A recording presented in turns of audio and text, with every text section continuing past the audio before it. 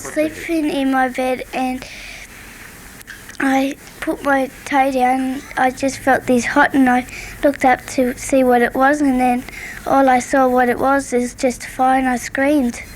With a wall of flames engulfing the room, Erin raced to her parents to warn of the danger. My husband sort of sat up in bed really quick, both of us, and I said, he said, "What's happened? You all right, Erin?" And she said, I don't know.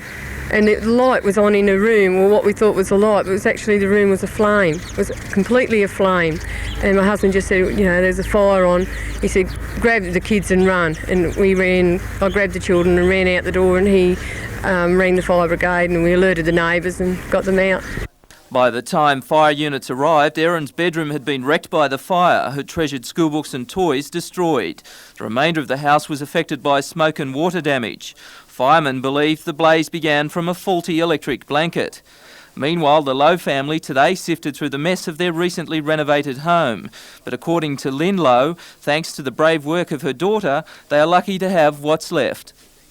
What do you think would have happened if Erin hadn't come into your room? Oh, we all would have died. We all would have died. Yeah. So you thank her for your life today? Yeah. Of course, well, I'm thankful she's a light sleeper. Well, people have been saying that you're a bit of a heroine. What do you think about that? I don't think I have one.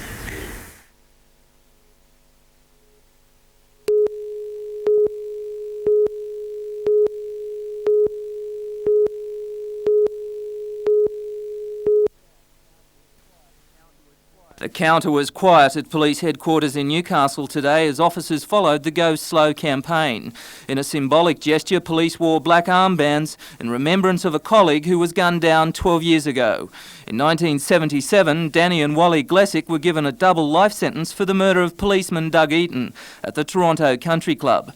Last week, the Glessicks were released. Protesting today, police only attended urgent matters. The Go Slow campaign was to tell the government police mean business. Premier Greiner thought otherwise. But they, like anyone else, are entitled to express a point of view.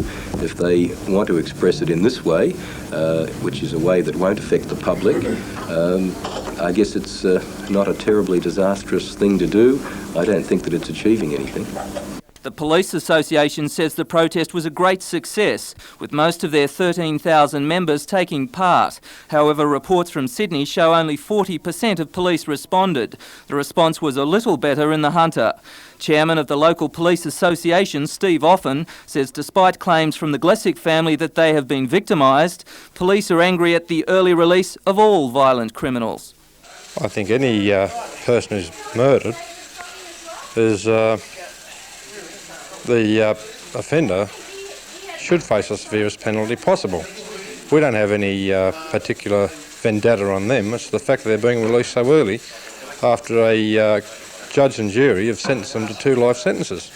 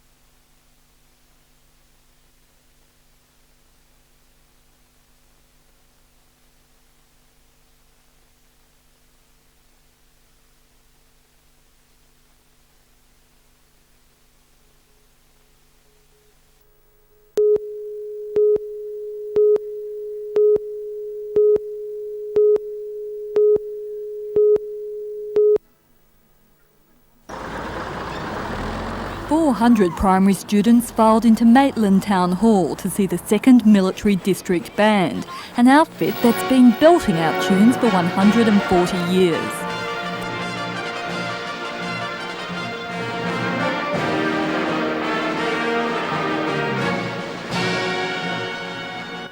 The full-time regular Army band is based at Victoria Barracks in Sydney.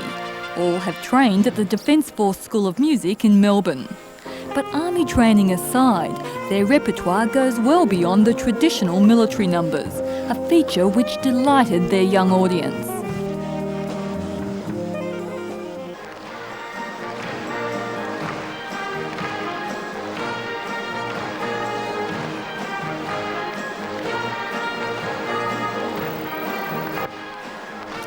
Forget military protocol.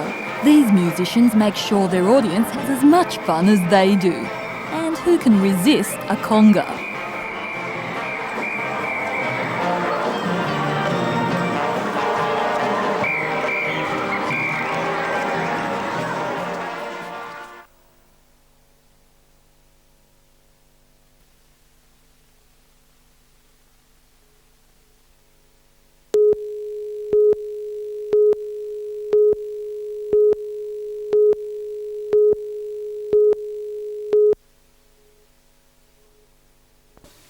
Taiwan has grown enormously since it separated from mainland China in 1949. It has a dynamic economy, but it also is overcrowded and badly polluted. And so a Taiwanese company, China Steel, is looking offshore to build one of the largest steel mills in the world. The plant would initially produce 3 million tonnes of steel a year. BHP in Newcastle produces 1.7 million. Australia is one of a number of countries being considered, and Newcastle one of 3 options in this country. Although Newcastle is a long shot, the FIA says the potential prize is bigger than the frigate contract and hopes to convince Newcastle of the same. We hope, as far as Newcastle's concerned, to try and generate the type of interest that was generated in the frigate contract scenario. The mill would not compete with BHP, producing steel only for the Taiwanese and Chinese markets. The China Steel plans became public in Parliament yesterday when Bob Carr attacked Deputy Premier Wal Murray, claiming his incompetence would cost New South Wales the deal. Today, Kevin Gilligan, Director of the Department of State Development, blasted Mr Carr for what he says was cheap political point scoring. Mr Gilligan says his department has been working with the company for 6 months, but China Steel asked for the discussions to be kept confidential. Even if China Steel does decide that Newcastle, Australia is the best site for its mammoth steel mill, it may not build here for reasons which have nothing at all to do with business. Australia doesn't officially recognise the Republic of Taiwan. Back in 1972, some Taiwanese assets were given over to the People's Republic of China. The China Steel Corporation wants guarantees that its investment will be safe.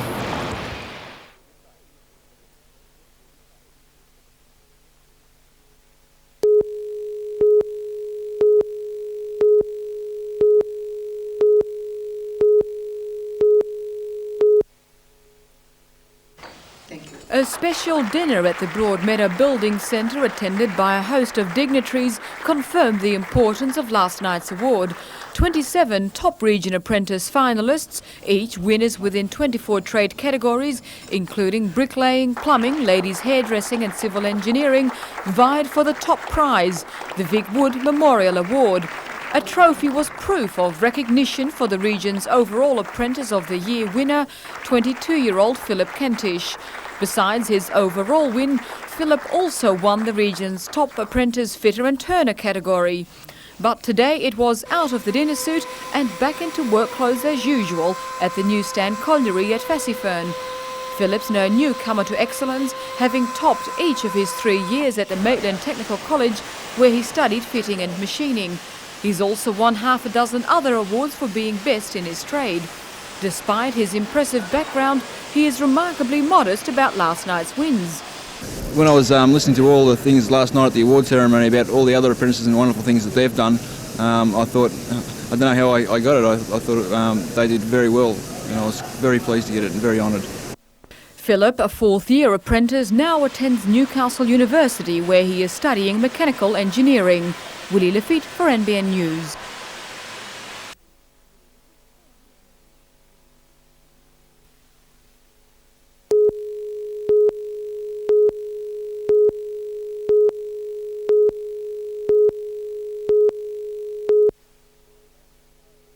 The 28th Matara hill climb will be conducted through King Edward Park, and 70 cars from all over New South Wales join entries from Queensland and Canberra for the event.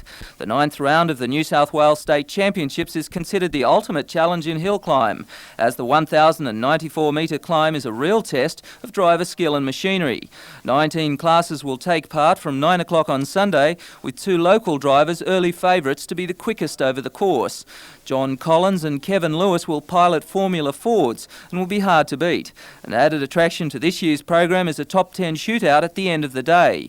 If hard work is more your cup of tea, then the Lake Macquarie Triathlon may suit. Part of the Lake Macquarie Games, the event has attracted a strong field who will torture their bodies with a 1 kilometre swim followed by a 32 kilometre bike ride and finished off with a 10k run. At National Park tomorrow, the Newcastle Women's Hockey Association will conduct their grand final, and it should be a classic contest between Regals 1 and Oxford's 1.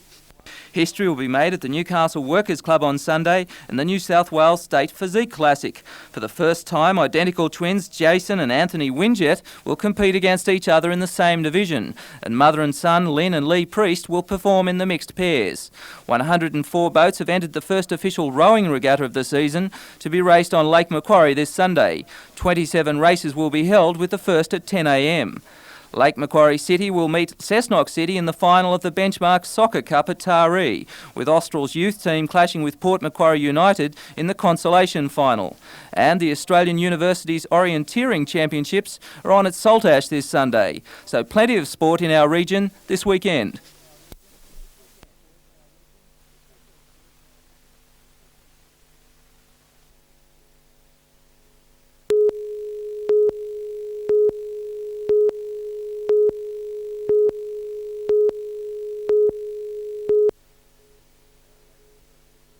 Rogue, the winner of more than $2 million in prize money, is yet to win a race in Sydney. However, his 2 runs in Sydney this campaign have been in unsuitable races. The conditions for tomorrow's race should see a much fitter Rogue break his duck in this state. Proven weight for age gallopers High Regard and Groucho, who are both racing in great form, have strong claims and will push the Rogue all the way. In the daily double at Randwick, try Record Dash in the first leg and Young Carbinia in the second leg. Smart Queensland colt Prince Salieri, runner-up to Courtsa in the Ascot Vale Stakes 2 weeks back, will appreciate a sharp drop in class in tomorrow's Sandown Vane Quality handicap. Victorious in the Eagle Farm Castlemaine Stakes in June, Prince Salieri should be too classy for his rivals, and Gary Harley has thrown in Impressionism and Staron to fill the placings in the Sandown trifecta, while Prince Salieri and Snow Spy should take out their respective legs of the daily double. The Greyhounds bound to Beaumont Park tomorrow, and the big fella Gary Harley reckons that Slippery Morris and Brindalina will provide you with the daily double, and in the trifecta, 3, 1 and 6, World Park Lass to beat Christmas Doll and Nation Lou. Trotting is at Cessnock tomorrow night, and for the daily double, try Our Chelsea Square in the first leg and Dicey Dealer in the second, while for the trifecta, 9, 3 and 1, Dicey Dealer to beat Spud Murphy and Our Idle Dancer. Good luck on the weekend.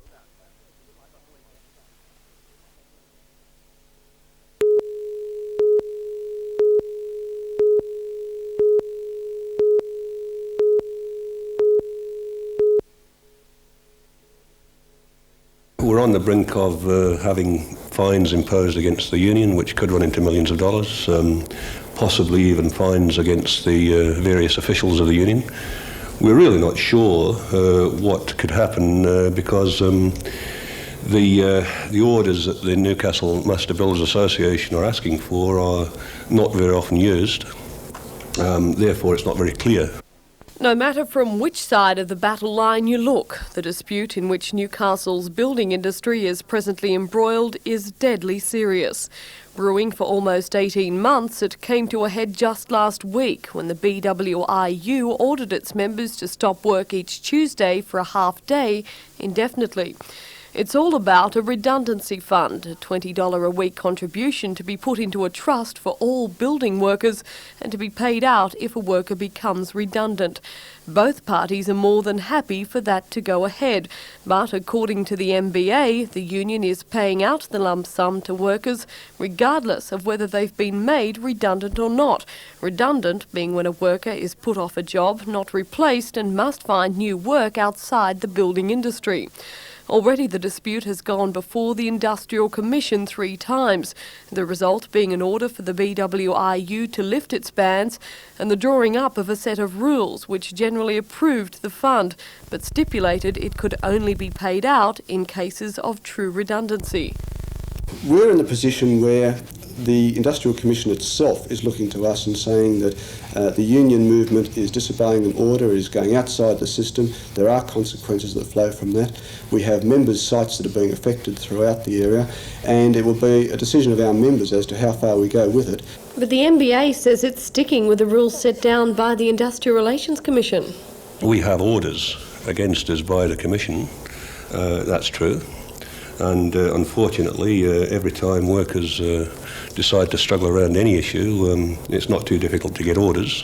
But despite the union's insistence that the redundancy pay is a necessity, it's only being paid out presently on 3 Newcastle building sites, and according to the NBA, few building workers have even missed it.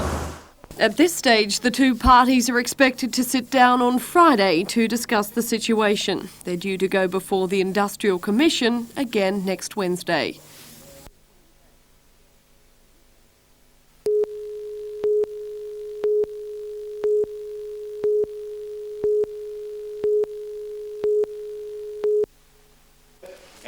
Last night saw a major turnaround on Council's approval of massive pay hikes for the Town Clerk and the Engineering Services Director, with Council rescinding the controversial wage package.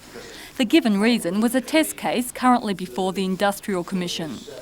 In a Lord Mayoral minute, Alderman McNaughton argued that Council could not proceed until the full bench ruled on the legality of performance contracts.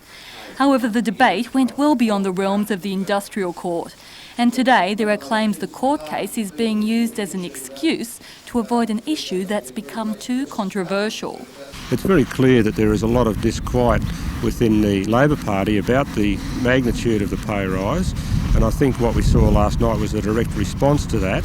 And it's also very obvious within the community at large, and this is completely factual, I believe, that the majority of the community are very concerned about the size of the proposed wage increases. The Lord Mayor himself says that his rescission motion does not abandon the executive salary package. Oh, it's only a matter of deferring the whole thing until we know where we're going and whether we can lawfully do what we set out to do. But Alderman Geddes insists rescission doesn't equal deferment. What rescind means, it means it puts it back to square one, and I've spent a lot of time and effort in relation to that decision being made, and I consider it to be the right decision, having regard to the nature of the work of the Town Clerk, and I feel that it shouldn't have been rescinded. While aldermen debate the semantics of last night's motion, Council's executive salaries remain at their current level, their future ostensibly resting on the ruling of the Industrial Commission. Leslie Robinson for NBN News.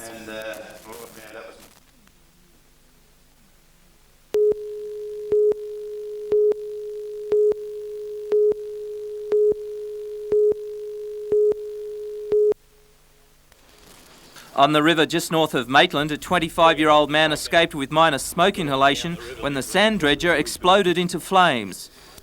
It appears that it was a fuel line broke and the fuel spilled onto the exhaust manifold, which caused the engines to ignite. The dredge was uninsured. Flames gutted the cabin and engine compartment, totally destroying 2 600-horsepower Rolls-Royce engines. The dredge is contracted to supply the BMG company with sand for cement making. The owners estimate they can rebuild it within a month for an estimated $100,000.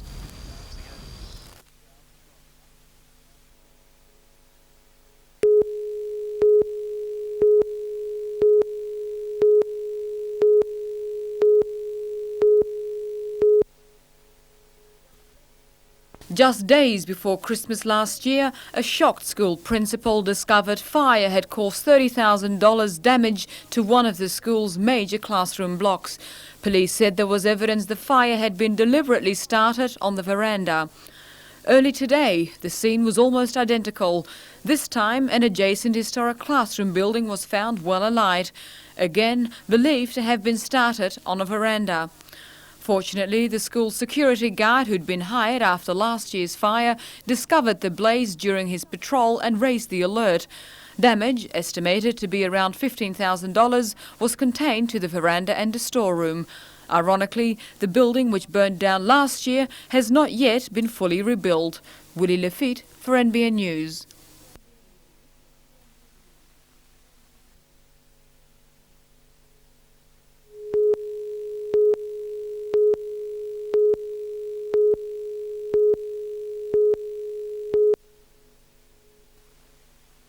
ANL called worldwide tenders for that vessel.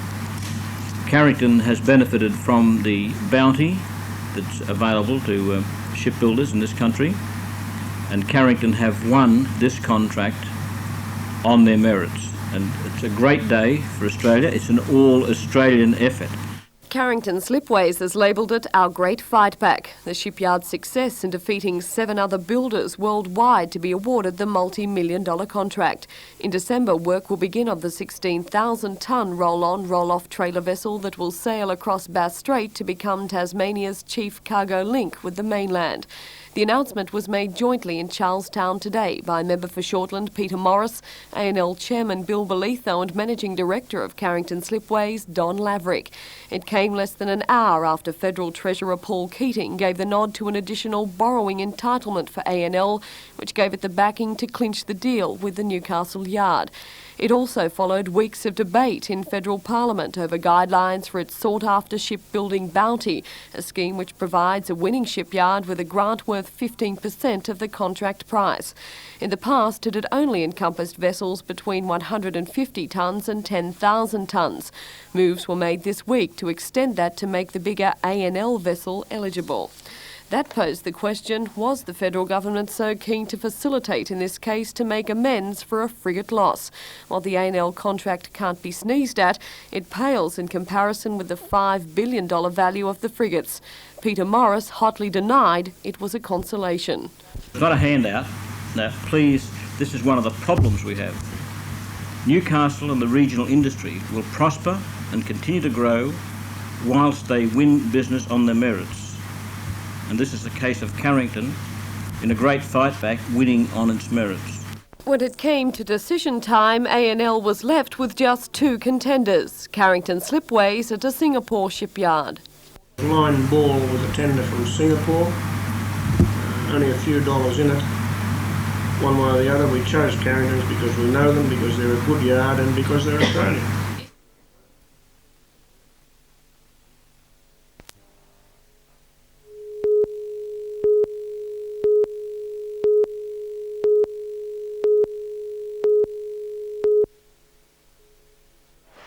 $220 surfers from 12 Australian clubs plus the odd international surfer have gathered in Newcastle for the 1989 Still City Malibu Classic, with competition getting underway today.